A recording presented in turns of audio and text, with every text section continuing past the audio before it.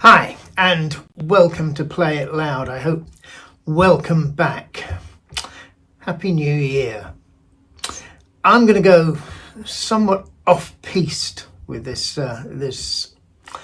edition because I want to answer a YouTube that I saw yesterday, day before.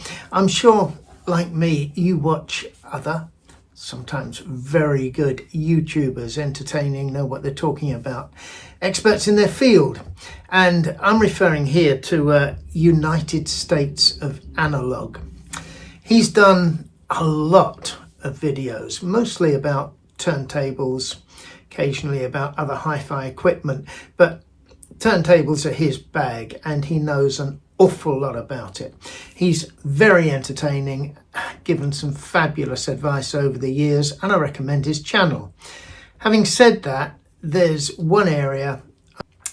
He has recently posted a video where he said, what would I tell myself when I started collecting records and started getting into turntables? What would I have said?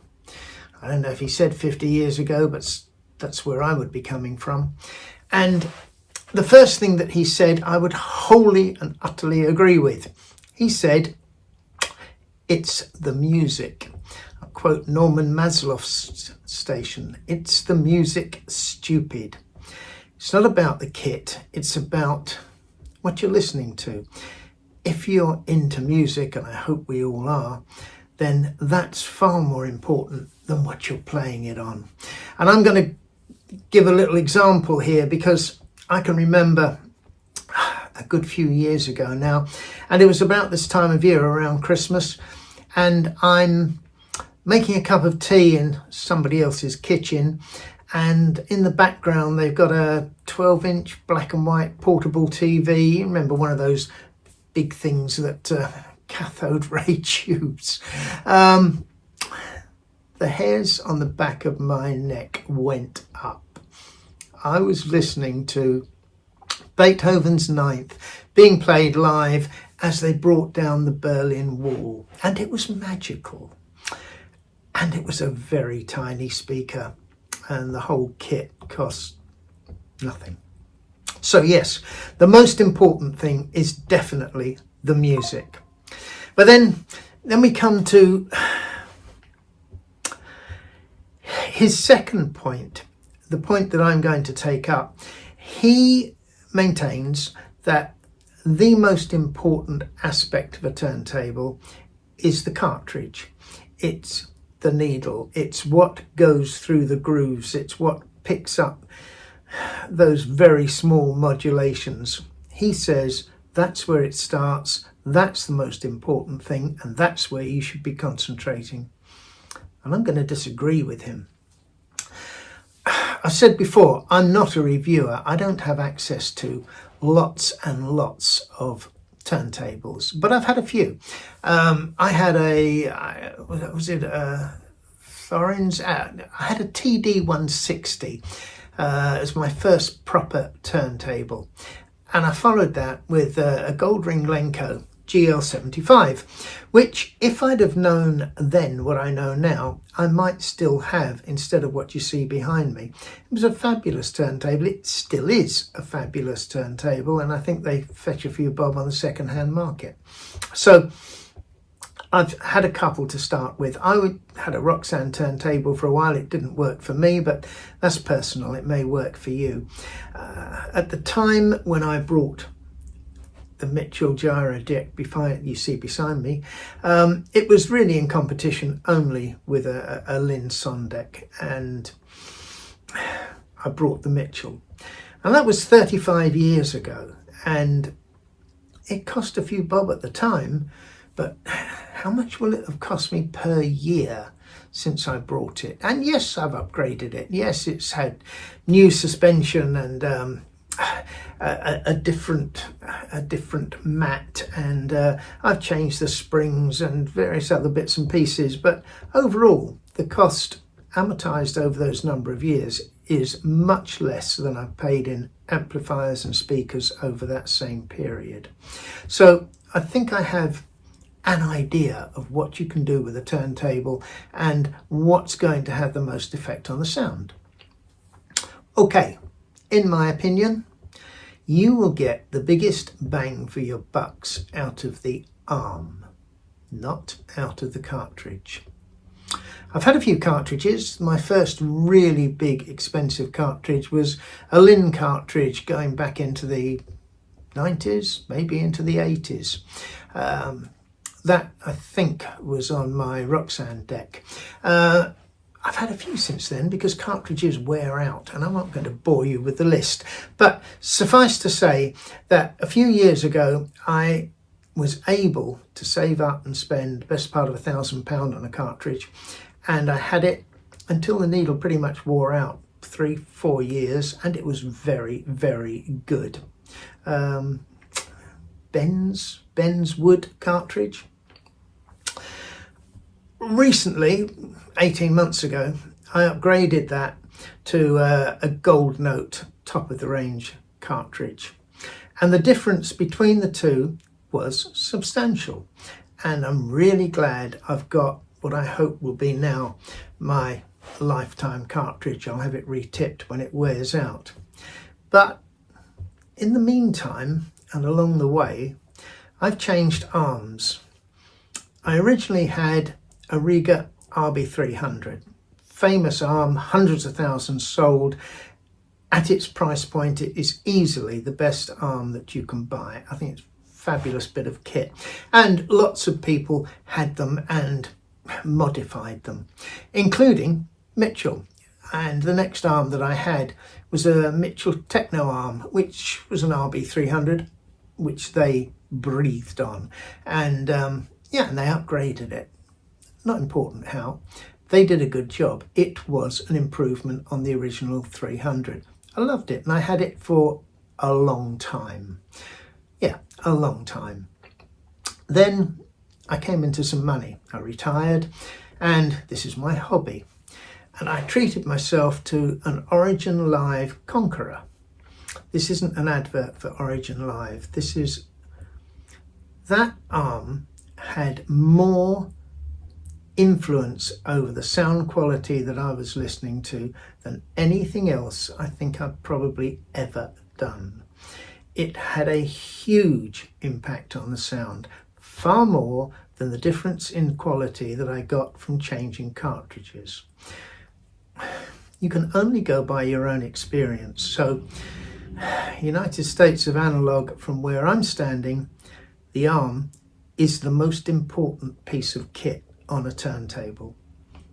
I'd be interested in your opinions if you've changed one, other, or both. Okay, so we're going to go back to where he started, and what advice would you give yourself if you were starting today?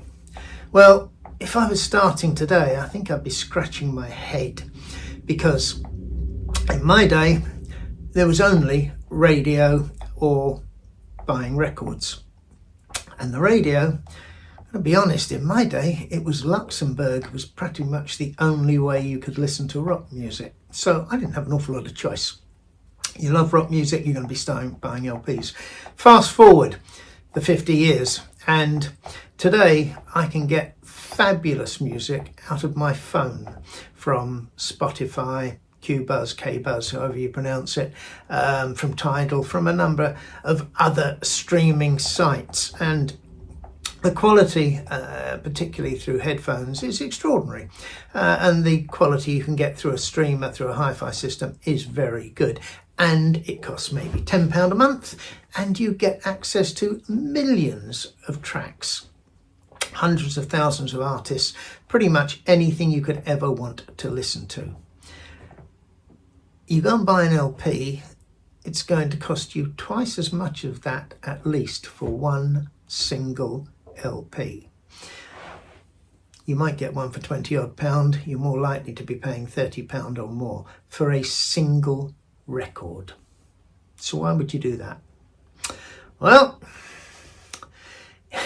it's a hobby. It's not just a hobby, it's a passion. And over the years, if you start young enough, you will collect a lot of music. And if it doesn't hold its value, it might lose, what, half of its value? Perhaps not more than that, especially if you're clever. Some people have even made a profit out of what they brought in the past, but let's not go there. You don't buy music, you don't buy LPs to make a profit, you buy them to listen to. So, a number of things. In my opinion, vinyl sounds better than CD or streaming. No question. In my opinion, it costs far more than streaming, perhaps 10 times more. So you've got to make that commitment, and you're going to commit yourself to buying records. When you brought the record, it's not finished there. You're probably going to need new inner sleeves. Most of them come in paper inner sleeves, and the inner sleeves, paper inner sleeves, will damage the record. You're going to have to go out and get some rice paper inner sleeves, and they have a cost. Then you've got the cover itself, and really you want to protect that cover. So the chances are you're going to get a cover for the LP cover, and that has a cost. And then you're going to want to clean the record and keep it clean, because if you don't, it's going to damage the stylus. It's going to sound less good. So you're going to want to have a method of cleaning your LPs, and that has a cost. You're probably going to get sucked into buying things to improve your turntable, your vinyl experience. I've got a few of them here. That apparently takes static off of your records so you don't get crackles. I have to be honest, in my room it's probably unnecessary, but you get. That's for cleaning your stylus. Very nice. Not that cheap. I brought this because I want to count how many sides of a record I've played so that I know when my stylus is likely to run out. I brought this, which, believe it or not, is sits on top of a record. It's not a record clamp, but it does the same sort of thing.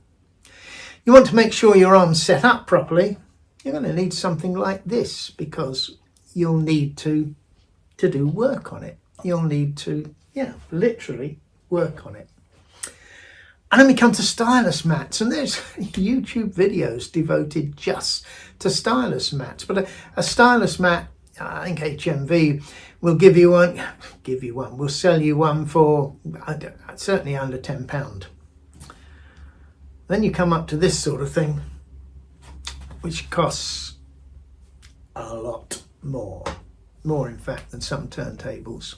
So your hobby is going to cost you a few bob. If you're onto vinyl, it's a passion. Don't be afraid. There are people out there who will spend more on playing golf, on changing cars because they want a Lamborghini, and they're going to keep trading, buying, playing with until they get as close as that as they possibly can. It's a hobby. It's a fabulous hobby. I wouldn't be without it, and I strongly recommend it. But it's going to cost you a few bob. When you've got your turntable out, when you're starting to play things, do me a favour. Play it loud. Happy New Year. Please subscribe. It does make a difference, and I love your comments, so throw some down. Thank you very much.